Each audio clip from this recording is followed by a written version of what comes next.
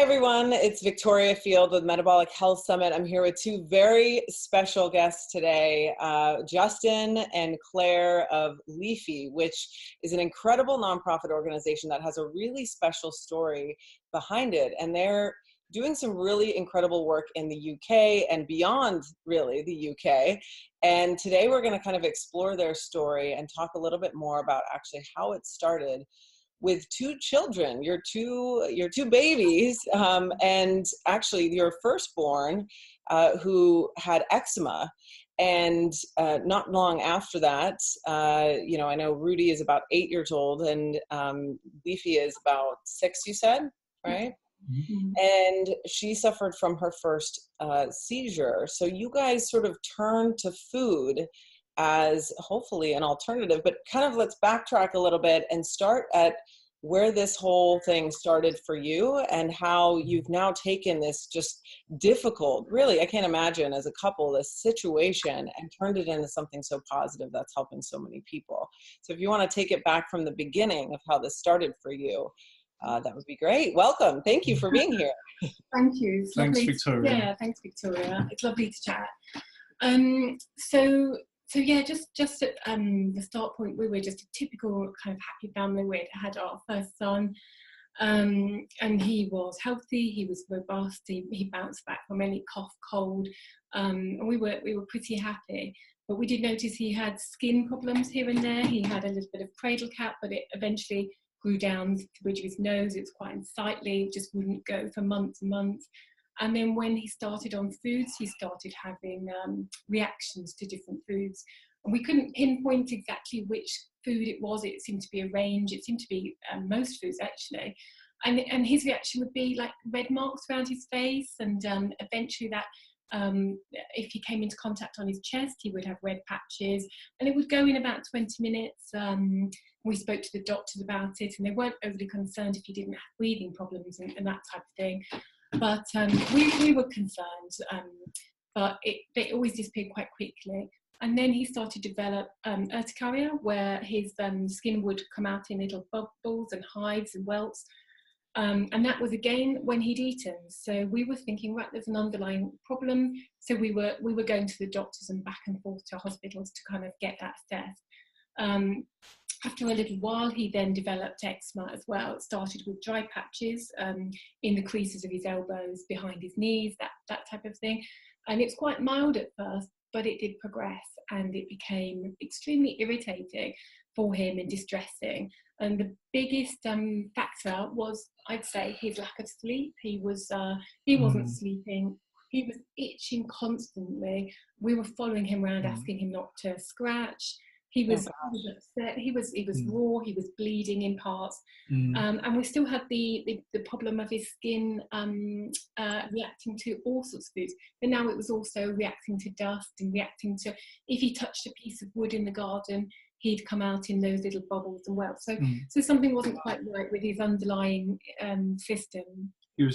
He just became very, very sensitive to everything, and I think that's these days is quite common. I mean, everyone's talking about their allergies, and it seems that everyone has an allergy these days.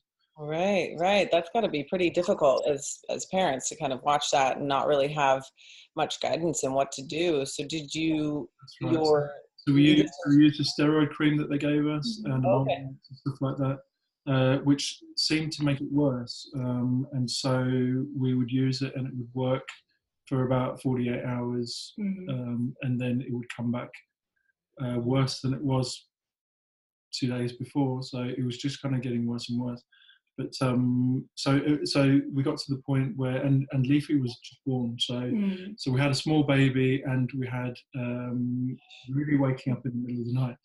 And he'd scratch until he bled, and he'd cry for 2-3 hours. And so we just couldn't. I think we just said we can't carry on doing this anymore. So we went to see a nutritionist, and she put us in touch with GAPS Diet, and we were already pretty kind of, because we live in the countryside, and so we were sourcing our meat ourselves and eating raw organic, and we thought I guess everyone thinks, oh, I eat pretty healthy, and I hear that quite a lot. It's like, you know, I already eat pretty healthy, and we thought that the same as everyone else. So we'd cut out things like sugar. We realised we wanted to eat healthily.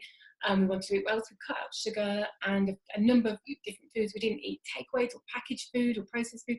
So I was replacing sugar with dates.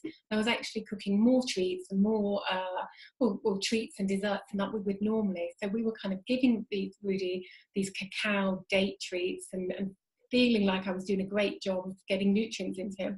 But actually now, when we kind of looked into it, we realised we were just feeding the kind of underlying problems. So GAPS was waved in front of us. We did some research into Western A Prize, which was fantastic information, natural foods and natural diets, and then we put Rudy on quite a strict diet protocol, inspired by GAPS and Western A Prize, and it was very much gut healing foods, natural foods. And now I look back, we've discussed it since, it was very much a low carb diet, but we didn't call it that at the time. We called it gut healing, sauerkrauts, broths, loads of stews. He pretty much ate, you know, different forms of stews and broths most days. We were making our own jellies and gelatine and that type of thing. And yeah, natural foods and low starch and low GI vegetables. And within 3 months, his skin was absolutely glowing. Wow. And what we hadn't mentioned before was he was also having alopecia areata, so patches of his hair were falling out in clumps, and this had kind of added to the mix of issues. And he was, and as a mum, you know, him not sleeping, his skin bleeding, but the patches on his head, the bulbs of skin, that was really, really frightening. So we put him on this diet. His skin within 3 months was really glowing and really, really smooth and perfect again. And he didn't have another patch of hair fall out ever since. Wow. I mean, And then, been over. This was in 2012. Okay. So that was 6 years ago. We've never seen eczema or hives or alopecia come back. All of the symptoms. Wow. Yeah. Wow, that's pretty incredible. And then Leafie was born, and when she was about 6 months old, and I think at this point you guys had sort of cleaned up Rudy's diet, right? He was sort of on a good track. But she then started to suffer from seizures and a very rare form of epilepsy. If you want to explain sort of those next steps of, you know, cleaning up Rudy's diet, you were on sort of a good track, and then this sort of just complete shock, I'm sure, to the family. Absolutely. Not long after. I mean, we turned around the Rudy, and we were kind of thinking, wow. Because we did it just with food. We did make it. We made a tallow kind of lotion to put on him as well. But we thought we'll heal the inside, and then we'll use the tallow to heal the outside, and that really worked to speed things up, I think. So and we got that off Western A Price. So we were like, wow, this is amazing how you can change your health outcomes just with food. And so Leafie had her first seizure, and it was we got a diagnosis of febrile, complex febrile convulsions. So it was a fever that had brought it on. And the treatment for that traditionally is to just sit it out, because most kids grow out of it. Right. And what was that sort of initial, I guess, experience like for you guys? I can't imagine just finding it out. Was obviously she had a seizure or a fever, right? And then not long after that, she started seizing. And what were the next sort of steps for you guys? So the first we knew of any seizure was we were both asleep in our room, and it was about 11 o'clock at night, and a repetitive noise woke me up, and I was listening, and I went over and checked her in the cot, and she was shaking and dribbling, and she couldn't get her breath. She was a funny colour. Her eyes were totally unresponsive, and it was utterly terrifying. So I woke Justin, and he called an ambulance, and they came really quickly. They came in 4 minutes, and they stayed on the phone and told us what to do, put her in a recovery position. And when the paramedics came, at some point, it was such a confusing and frightening experience. Someone at some point told us it was a seizure. And then she was blue lighted to the hospital and checked out and assessed. And that's when we got the diagnosis of febrile seizures. And they explained that to us. It was complex because it was prolonged. It lasted over 25 minutes. Oh, wow. Yeah, really long. And also that it needed medication to stop it, otherwise it hadn't stopped. But they didn't find anything else other than a minor childhood illness. And we hadn't known she was ill before she'd had this temperature increase, which had caused the seizure. And they explained about febrile seizures, that is a typical kind of run of it. And they were giving us the statistics about the number of children that grow out of it. And it's not as uncommon as we thought. We didn't know much about it. And we were sent home, and then hoping that it wouldn't happen again. And then 3 weeks later, unfortunately, I put her in the bath, and another seizure happened that triggered another seizure. So again, she was blue lighted into hospital. And that time I stayed in with her for almost a week. And Justin was caring for Rudy and trying to balance life, work, visiting us, supporting us. And Liv was having brain scans, MRI. She was having the EEGs with the probes glued to her scalp. I mean, they threw all of the assessments at her, loads of clinical tests and observations, constant observations. And nothing was found, no epileptic activity. So again, the diagnosis was febrile convulsions and febrile seizures complex, because again, it had been over 25 minutes. Right. So that's where we were, and we were researching and reading about febrile seizures and what triggers were and all of that kind of thing. And then we got back to normal life. She recovered quite well after the seizure, and she was fit and robust in every other way, but apart from these seizures. And then we became into this kind of family, this pattern or this lifestyle where we just get back on track, kind of recover from one long prolonged seizure and episode and stay in hospital, and then another one would occur. And with seizures, you never know where you're going to be, whether you're going to be out shopping or at a children's birthday party, at a mum's group, or out driving the car. So so scary. It was scary, and it was unpredictable, and it was it was pretty devastating. We were really, really frightened about what was going on, because the pattern, they just kept coming. And although the diagnosis stayed the same every time, and she had more tests and observations, we were very, very concerned that it didn't seem like a typical febrile seizures pattern for them to be so prolonged, so regular, and it could go on for such a long period of time. So we were doing a lot of research at that time, weren't we? Yeah. We'd be on our phones until 3 a.m. reading white papers about this, that, and the other. I can imagine just trying to figure out what to do. What can you guys do as parents? Because obviously you've got this experience with Rudy and changing his nutrition. What were sort of the next steps from there in finding more answers and hopefully more solutions? Well, it didn't come straight away. We did come across the ketogenic diet, and that was I watched Jim Abrams' movie, and I didn't show you straight away because I was in hospital at the time as well with Liv. There's a few things in there that's like, pretty raw as well, and when if you see it on film and then you see it happening in your bedroom as well, it's a little bit raw. So, sure. But the keto diet was definitely on our radar. It's just that at the time we didn't have an epilepsy diagnosis, so and we knew the power of food, so we kind of kept it up our sleeve a little bit. And but the seizures were coming in thicker and faster. More frequent. It sounds like. And different seizure types started creeping in as well. So she started to have myoclonic seizures, which are like short bursts, and then we decided that we would move to Australia because we thought that the lifestyle might be more conducive to just being healthy and great free from all the coughs and colds that are knocking around here, because we're terrified of fever. Oh goodness! Right. So you guys moved.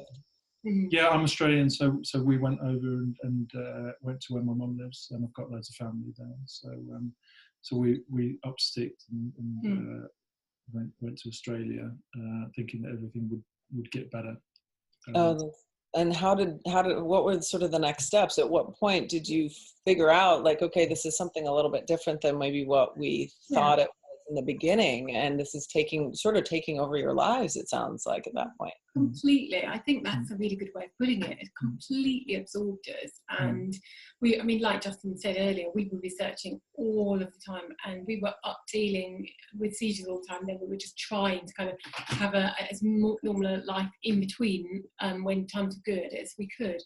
But other things had crept in. There were the other seizure types, and then we had behaviour problems, distress. She would scream for ages. So we just knew that it wasn't, a typical kind of febrile seizures pattern. When we went to Australia, immediately she seemed to kind of react badly to the long flight. She had her longest seizure there, which was over 45 minutes. Oh my gosh. The medication we carried didn't stop it, and nor did the paramedics' medication stop it. So she was ambulanced from Perth Airport into the hospital, and there we started a relationship with the neurologist and the team over there. And over there she was diagnosed with epilepsy. And we knew, because we had been told repeatedly, that we would need a therapy, and that the therapy was AEDs, it was anti-epileptic drugs. And we were told which one she was most likely to be started on, and how you increase the dose until you get seizure control, or you might add in multiple medications. And we'd spoken to our team in the UK and the team in Australia about this. We'd also showed them the ketogenic diet and asked if we could be considered for that, because having done our research and looked into it, we really, really liked the look of it, and in terms of how it managed different seizure conditions, the efficacy with a number of different seizure conditions, particularly proven with childhood epilepsy, and really efficient. And we thought it was a fantastic option. But we were told that she wouldn't be considered until she tried multiple medications over a number of years, because the course of things in mainstream treatment is to go for AEDs first, and then for those intractable cases of epilepsy where the medication can't work, can't manage it, then you can go on a waiting list for therapy. So we were told this again and again, but we decided that it looked like a very, very suitable option for her. And the reason we preferred it, well, there were multiple ones. One was the side effects of the medications that she was going to go on. There were multiple side effects, and there were some of really serious concern. There were lots of serious concern, actually, but we were really concerned about the dampening effects of her cognition and her mental development, the aggression, the all sorts. I can't even reel them all off. There were so many. But behavioural problems and memory loss and memory impairment and kidney issues and all sorts. So the side effects of the ketogenic diet that we were being told about in clinic, that it was a big concern about the diet, they seemed to be much less than the AEDs. So we did tell the Australian team that would be our preference, and they were quite open-minded to us trying it ourselves as parents. We'd prepared. They couldn't offer it as a therapy themselves, but they did say go away if you want to try it out. Then. Oh, that's great. I mean, at least you've got some encouragement there to go out, because I'm sure that's got. What was that like for you as parents, to sort of explore this unmarked territory that wasn't necessarily alongside a professional? It sounds like at the time. Yeah. What was that like for you two as a couple with this difficult situation? Yeah, I think it was difficult because we were under pressure because of her health. We were convinced that this was a good therapy from everything we read, and we really thoroughly turned over the research, and we were really convinced. The stuff coming out of John Hopkins Centre in America particularly was amazing. The stuff from the Charlie Foundation and Matthew's friends in the UK, there was some brilliant research, but we knew we wouldn't be supported. But as parents, I think Justin was first keenest to kind of dive in quickly, and it took me to kind of a little bit of convincing, because I didn't want to do anything that the authorities would oppose what we were doing as parents. So when we kind of got the go ahead in Australia, they were much more open-minded to us as parents being in control and trying something than I feel that the UK would have been. We went for it. I mean, we were ready to go. We'd done the research. We knew the foods. We'd prepared the recipes. So as soon as she had an epilepsy diagnosis, we went for it, took her back down and started. And within... It was the next day, wasn't it? It was the next day. Yeah. So within 3 days, Leafie was producing ketones. She took the foods really well. She'd never been a massive carb child at all. She wasn't that interested in crackers and things like that, potatoes or anything. And she took to the foods and produced ketones, and the seizures just started dropping away. It was utterly stunning, and it was so quick, the transformation in her. That's right. So the myoclonic seizures that I mentioned earlier, we haven't seen one since. And it's been how long now for you guys? Coming up to 5 years. Yeah. That's pretty incredible. And at that point, when she had been diagnosed with epilepsy, how frequent were the seizures at that point for you? Her myoclonic clusters were 60 a day. And so in total, she must have had, I estimate 3,000 myoclonic seizures in leading up to ketosis. And then nothing. Stopped. Yeah, nothing. Completely stopped. We've not had one since. And they were, although they're short bursts, and they were not her major seizure type, they were causing her distress. They were stopping her speaking. Children were remarking off and taking the mick out of her in the playground, which is breaking my heart. And they were really stopping her functioning and being able to walk and talk and play. So they were really problematic. But her major seizure type was the biggest problem, was the tonic-clonics. And since we'd moved over to Australia, they'd escalated to from one every fortnight on average. They were now twice a week, and they were, I mean, the longest had just been a couple of weeks before we started the diet, and that was 45 minutes plus. But they were averaging around 26 minutes, so around that length. And when she started declining, it was really rapid. It was almost, you could watch her falling down some kind of imaginary hole. There was a time when I watched her walk across the room and she couldn't walk in a straight line, and that 3-4 weeks before that was never an issue. So she was declining really rapidly. What was that like as parents? I can't imagine what that's like to witness your child kind of going through this, and you sort of feel like maybe you don't have control in the situation. Going from that to this nutrition approach has just completely stopped everything. What was that like for you as parents, as a couple, working as a team at this, feeling probably, I'm sure, sort of this desperation or this place of like, what do we do? Where do we go? And then dramatic change. What was that like for you?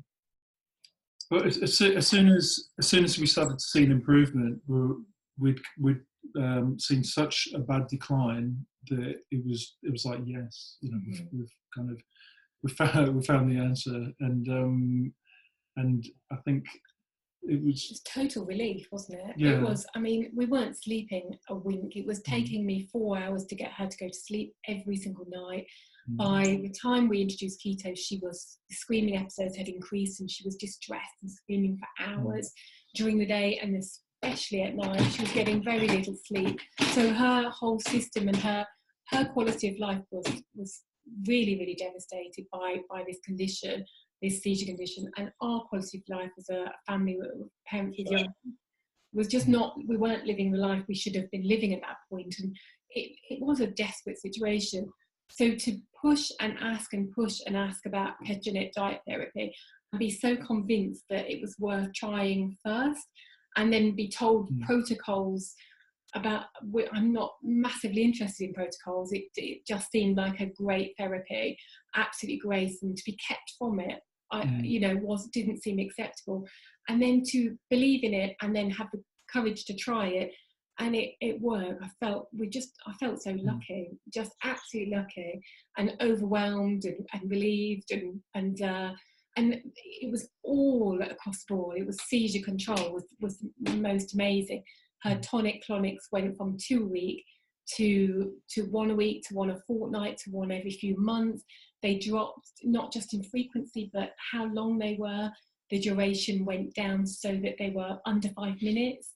And then she began sleeping deeper at firstly, and then I mean, her overall kind of health and happiness just came back so quickly. It was utterly stunning. We were believers in nutrition anyway, from what had happened with Rudy, and this was just it was amazing. So we changed things, and quality of life for her, but quality of life for you. And then also, I'm sure the passion to share this with parents everywhere. I mean, you say lucky, but you guys did the work to get to this place of being your own advocates, being a great advocate for your child, and trying to understand the power of nutrition. And, you know, because of that groundwork, really have made a difference in a lot of people's lives, not just yours, not just Leafie's. I mean, you guys are now taking this and doing so much through education. If you want to explain sort of from that moment, at what point you decided, hey, you know, we need to contribute to raising awareness about epilepsy, the ketogenic diet, nutrition interventions. What happened next for you? Well, I mean, for a start, we couldn't stop talking about keto.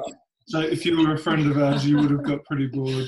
I'm pretty sure, like anybody who finds the ketogenic diet for a variety of reasons, they can't stop talking about it, right? Yeah, I 100% understand. Exactly that. And as parents, you know, you might know one thing, but you've got other challenges constantly. So we wanted to make sure that we created an atmosphere where Leafie didn't feel like she was the only one who couldn't eat a lot of the stuff, you know, pretty much 99% of what all other kids her age are eating. And, you know, 99% of what's in the supermarket we don't touch anymore. So we wanted to, it was a cultural experience for us that we had to work on and tweak. We've changed her diet over the last 4 years. We started 2 to 1. Oh, okay. You started 2 to 1 originally with her. Yeah. Yeah. Okay, great. She's probably down to 1 to 1 now. Yeah. Oh, that's great. So you sort of started in a place, not even with the classic ketogenic diet, at about a 4 to 1, started a little lower and started to see results with that. And now that's great. So as a family, it sounds like you guys maybe made quite a significant change with everybody, right? Is that what happened? Yeah, exactly that. So that she had home as a safe place, we made sure that everything in the whole house was accessible to her. Which meant for us that we didn't have to worry either that she was going to find something that she wasn't allowed to have. And it also meant that there's not that awkward moment where someone's opening something and eating it when she's not allowed. So everything in the house, she's allowed. That's great. We wanted a safe environment and to gain compliance, to make her feel supported, and positive about it. We frame the diet extremely positively. We tell her it's her amazing diet, and she calls it her amazing diet. She's a great advocate for keto diet. She's a walking, talking like example of the power of nutrition, really. And she's proud of it, so she talks openly. So we talk about it an awful lot, and I did some volunteering with Matthew's friends, and I was asked to do some talks at the ketogenic clinic in the UK.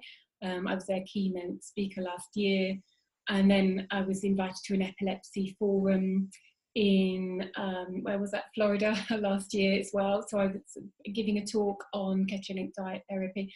I want to put across the positives, and being 4 to 5 years in, we know the strategies of how to make it positive and how to enjoy those foods and how to kind of get over those concerns, and talk honestly about the challenges, but also to kind of think about the ways and strategies that different families can approach it really well. So I was doing these talks and we were thinking about it, we were promoting it, and we decided we wanted to put together a resource for other families to have some positive inspiration about what food and lifestyle can do, and the changes that lots and lots of families can do. Because we tend to talk about ketogenic diet, but also we're very much believers in real food and reducing massively sugar consumption in everyday families that don't have massive health challenges yet. And eat more real food. So not every family could or would want to take it to a ketogenic diet, and they don't all need to. So, but we do want to kind of be that resource and support for families that they've got different challenges or just want to cut down on sugar. So we've put together our organisation, a grassroots organisation, and it's our not-for-profit, and we're sharing inspirational stories about other families that have used real foods, low carb or keto, or combinations of, to tackle different health challenges.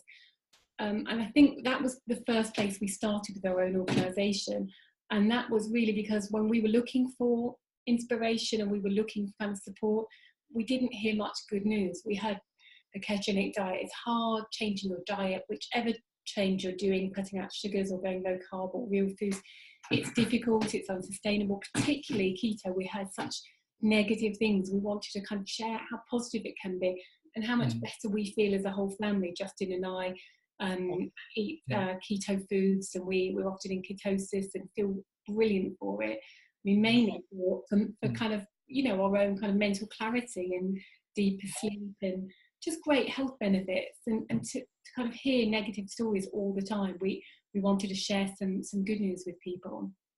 That's great. And so this organization was sort of born, and, you know, really focusing, I love the focus on quality of foods, but also helping families where they're at right now in making a transition, and not necessarily like full board keto, maybe if their child has epilepsy, but just providing sort of that initial transitional step, which is so important and so key, because education around food, unfortunately, isn't nearly where it should be in many cases, and just our whole perception on certain types of foods, and the fact that you guys are really a big part of that shift, especially out in the UK and beyond. Really, it sounds like you've been speaking all over the place, is really exciting and inspiring. And the fact that you took this really difficult situation and you said, we're going to do something about it to help other families who are probably in the same boat that you guys were in at one point, is huge and so important in this sort of whole movement of,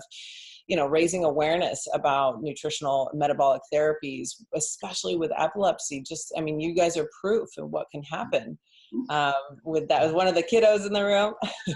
That was Rudy. Just talking about you, Rudy. So what is with that? So go ahead. Sorry to interrupt. I was just going to say that so we thought that as an entry level to using nutrition for health outcomes, we would put together a sugar-free family course, and we've managed to get a load of experts to give tips on how they got involved in reducing down their sugars, and it's an online course and it's free. Oh, that's wonderful. How do people access that? So if you go to leafie.org, then there's a big join the sugar-free course. You can't miss it. So, and also on there, I mean, we wanted to produce something that we thought that, you know, we would have wanted, or we did want to exist 5-6 years ago. Right. So the inspirational stories, we've got a section on there as well, where we've interviewed people that have used food as medicine. That's great. And I'm sure this helps so many families in the process of like feeling more comfortable about making the transition themselves. What is the dream for the two of you of where you want to see your organization? Where do you want to see Leafie go? That's a good question. I mean, what we've been doing, as well as the sharing the inspirational stories, we want to bring the course to more families. That is a starting point to managing their health, to cut down sugars. So spreading the word and getting the course used as widely as possible, and then measuring that impact. That's what we're working on at the moment. And we've teamed up with actually Matthew's friends are sharing that for Sugar-Free November. So that's reaching a lot more families now. That's just kind of protect long-term health for families, kind of getting started.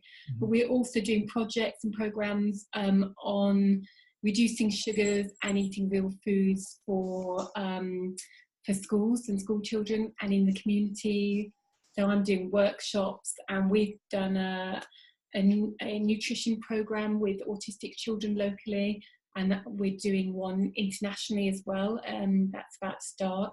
So I see as developing our skills, developing our knowledges, and kind of working on specific programs with schools, special education needs groups, to kind of to reap the benefits of healthier lifestyle. And for me, keto has amazing benefits, but there's all sorts of kind of different ways to unlock your benefits through nutrition. And the first stage I see is kind of doing more and more first stage interventions of kind of real foods, introduce home cooking again, cooking from scratch.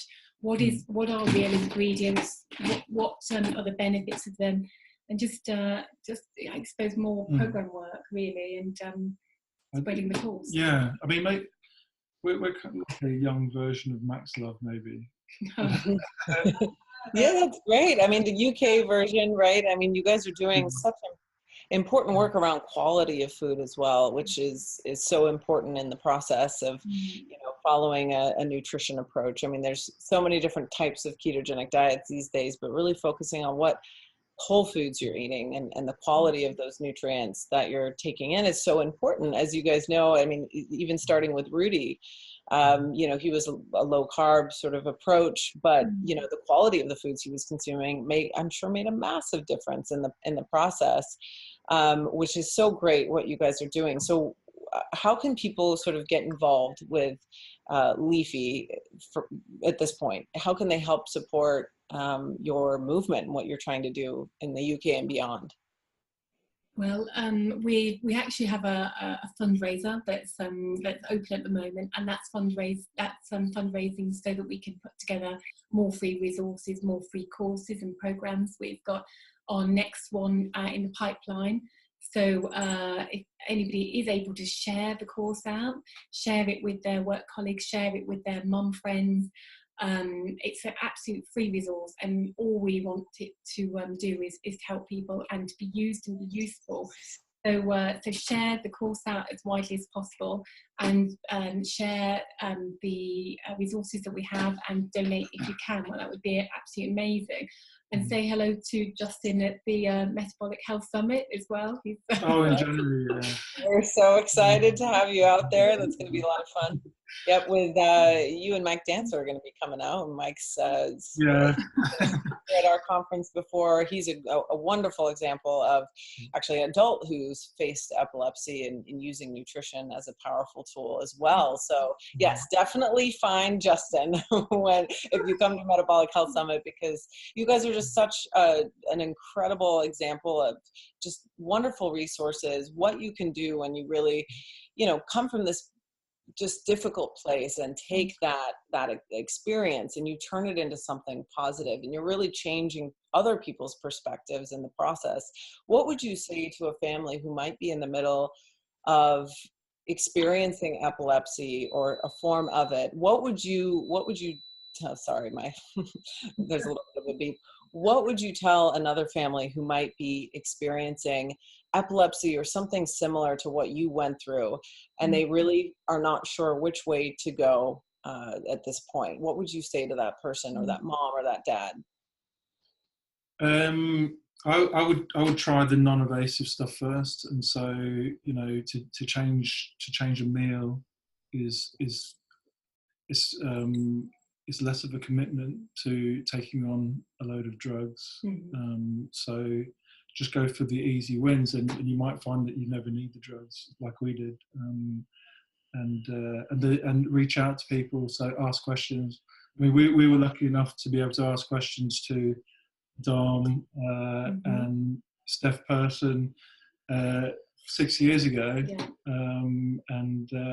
And we got the answers that we needed by asking questions. Absolutely. So, I agree with what Justin just said. I mean, building up your community. We had people online who got it, understood it, and we were able to do a great deal of research. We're pointing at brilliant studies that we could use to kind of put in front of neurologists to kind of try to sway their opinion, but don't be put off by what you're told about it being unpalatable, too difficult, because it's in comparison to managing seizures or even from the side effects of medication, because our daughter was never on anti-epileptic medication, but she suffered the side effects of the recovery medications. So the side effects of those and the amount of seizures, dealing with a diet change is just that. It becomes second nature, although I admit it was tricky for me with weighing and measuring and being very precise and logging things in the beginning. It soon becomes second nature. We eat out regularly. We really enjoy the foods. I mean, the foods are healthy, real foods. And so don't be daunted. Reach out, speak to people, and make it an enjoyable part of your whole family's lifestyle. Absolutely. You can make it fun and more of a positive perspective on things. And it sounds like Leafie is now sort of, telling everybody about her amazing diet and how she's really loving it. So I think that is a real proof to how mindset about this whole process can really be a pretty powerful thing as well as you transition over. And like you said, I mean, basically what you're saying is, the side effects of the drugs, dealing with seizures, is not nearly as probably difficult as a diet change might be, even though it seems scary, right? At first, because it's drastically different to what most people on the planet, I think, eat at this point. It hopefully will be changing over time, but that has the potential to be pretty life-changing. How has that impacted you two as a couple? I'm sure life is a lot different now versus, when you were going through that as a family. Yeah, we haven't really been invited to anyone's house for dinner for quite a while now. But that tastes so good. Why not? So, the other thing, I guess, is that 5-6 years ago, keto wasn't as popular as it is now. Whereas you can survive on keto in major cities, and people will adapt. Even just if you go to a restaurant, they'll adapt what if you mention low carb or keto, people understand what you're talking about now. Whereas even 3 years ago, they'd look at you blankly and wondering what you're talking about. So. That's very true. I can't actually went out to dinner not too long ago, and I ordered a bunless burger, and he looked at me and said, "Oh, you're keto, right?" You never used to hear that, right? Years ago. Now waiters know, "Oh, I got you. You're keto." In a village, so, exactly that. Yeah. So in quieter rural places, you still don't kind of get people have heard of it as much. But now and again, you bump into somebody and they know, and you're like, "Wow, that's amazing." But so many people are on a different diet of some description, or they have, as Justin was saying at the beginning, they have so many different intolerances or allergies or even with food restrictions that people are so used to adapting food. We can eat out in most places if it's real food, not in maybe fast food places, but we can eat out in cafes and restaurants, and we do kind of freely go out, and barbecues aren't a problem, roast dinner's not a problem. Remove the potatoes, you remove the sauce if it's had flowers added to it, and where you go, it's so simple. We even, it's a bit of an admission, but we even kind of carry fat with us. We just carry sources of fat in the car just in case of emergencies.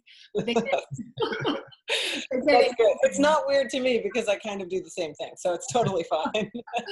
You get it, yeah. Right, yeah, you got it. Have a little MCT oil packet, or you've got your little coffee blender, portable coffee blender that you. A bit of mayo and olives we're packing.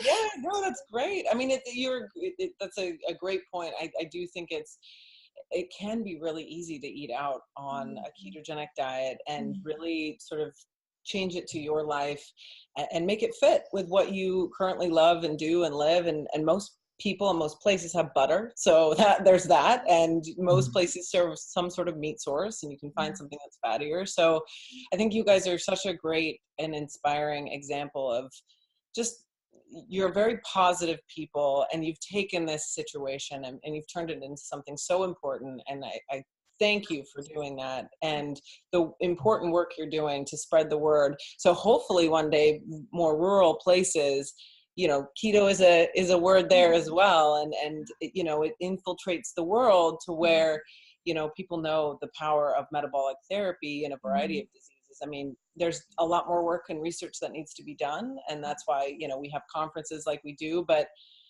it's exciting to see where this is headed. And you guys are such an important part of this movement. So thank you for all the things that you're doing in the world. And people can find you at leafie.org, correct? That's your website. Yeah. And thanks for giving us, sharing your platform with us to get our message out there as well. Really appreciate it. Yeah, it's so cool. Absolutely. Thank you guys. What's that? Yes, I'm excited to see you in January, right? Thank you. Yeah, thank you guys so much for joining me, and we will see you very soon. We'll be sharing information about Leafie on our platform, so you can find some of the great programs that these guys are involved in. And you know, give a big high five to Rudy and Leafie from me, because they're ambassadors and sort of champions and really fighters in this whole process, and such a great example of what nutrition can do. So give them a big high five, and we'll see you guys really soon. Lovely. Thank you. Thanks very much. Thanks for watching. Bye-bye.